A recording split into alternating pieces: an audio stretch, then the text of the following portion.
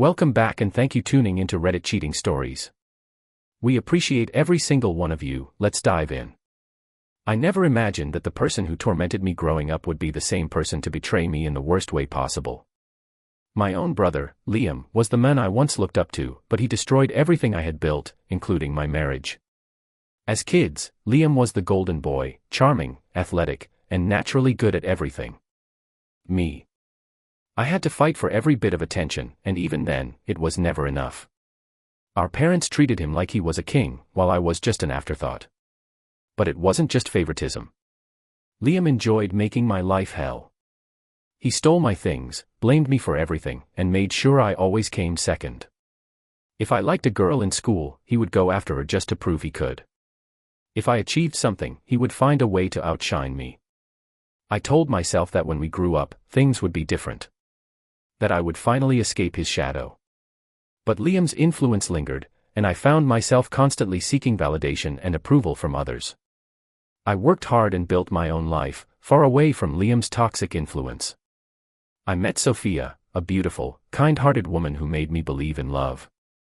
She saw me for who I really was, not the second-best son, not Liam's little brother, but a man worth loving. Sophia and I got married, bought a house, and built a happy life together. For the first time, I felt like I had won.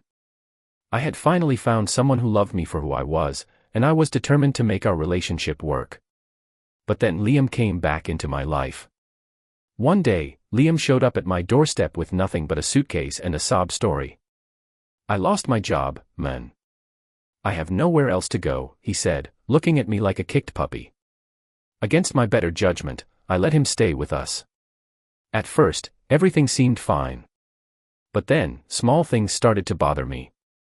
Liam and Sophia would laugh a little too much when they talked. I would come home from work, and they'd be sitting together on the couch, whispering about something that always seemed to end the second I walked in. I told myself I was being paranoid. But the feeling lingered, and I couldn't shake off the sense that something was off. One night, Sophia's phone buzzed while she was in the shower. I glanced at the screen. It was Liam. "I miss you. I can't wait to hold you again." My stomach twisted. I scrolled up through their conversation, and what I found made me sick. It had been going on for months. While I was working to provide for our home, my own brother was sneaking around with my wife. Rage burned through me. I kicked open the bathroom door, threw the phone at Sophia, and demanded the truth. She broke down crying. "Noah, I never meant for this to happen." She sobbed. "It was a mistake. A mistake. Sleeping with my brother for months was a mistake. I was ready to kill Liam, but he was a coward. He packed his bags and ran before I could even confront him. And then, the final blow came. Sophia was pregnant. And she didn't know if the baby was mine or his. I was done being the nice guy. I threw her out that night and filed for divorce immediately. But I wasn't going to let them move on happily while I suffered. I made sure everyone knew what they did, our family, our friends, everyone. I exposed them for the disgusting, backstabbing liars they were. Liam thought Sophia would choose him, but as soon as she realized he had nothing to offer, she dumped him too. Now, he's alone, broke, and miserable. As for me, I rebuilt my life, stronger than ever. I learned a valuable lesson: some betrayals can never be forgiven. But that's not the end of the story. I had one more trick up my sleeve, one more way to make Liam pay for what he had done. I started by cutting him off completely. I refused to speak to him, refused to acknowledge his existence. I made it clear that he was dead to me, and that I would never forgive him.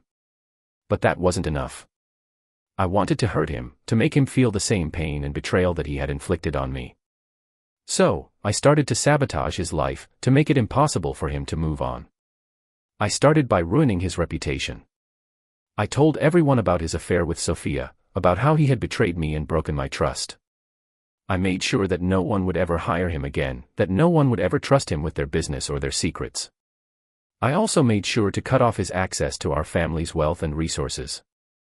I froze his bank accounts, canceled his credit cards, and took away his access to our family's properties and investments. Liam was left with nothing. He had no job, no money, and no place to call his own. He was forced to live on the streets, to beg for scraps and to rummage through trash cans for food. And yet, despite all of this, Liam still refused to admit defeat.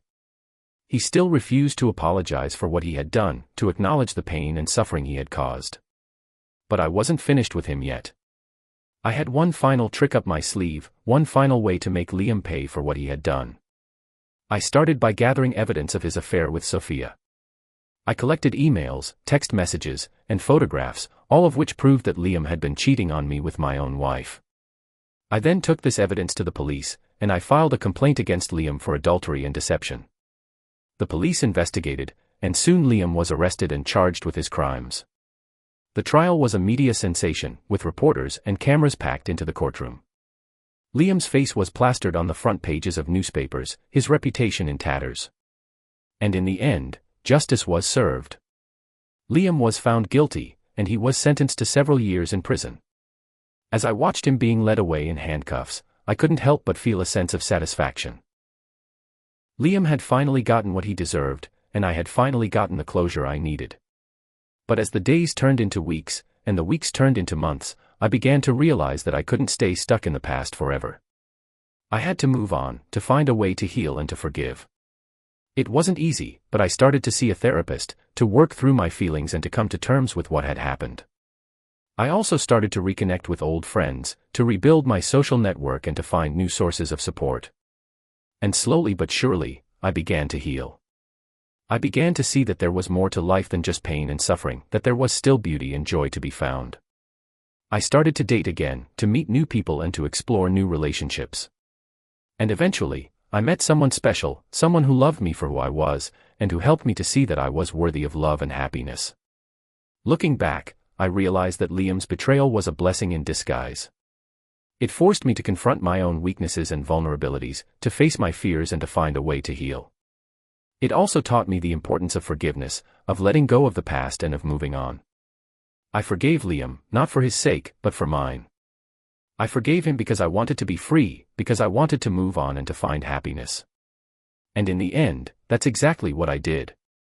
I found happiness, I found love, and I found a way to heal and to move on. If you love these insane drama stories, make sure to smash that like button, subscribe, and turn on the notification bell so you never miss a new upload.